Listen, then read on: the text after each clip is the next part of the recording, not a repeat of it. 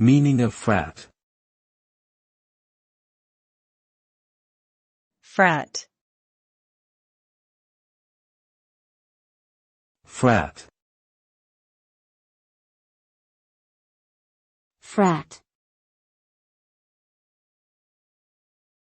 Frat.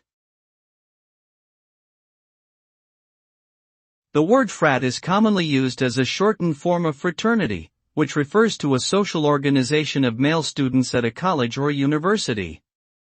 Fraternities typically have their own rituals, traditions, and hierarchies, and members often live together in a designated house or dormitory. While fraternities can offer a sense of camaraderie and support among members, they have also been criticized for promoting exclusivity, hazing, and dangerous behaviors. Overall, the term frat carries connotations of both brotherhood and controversy within the context of higher education.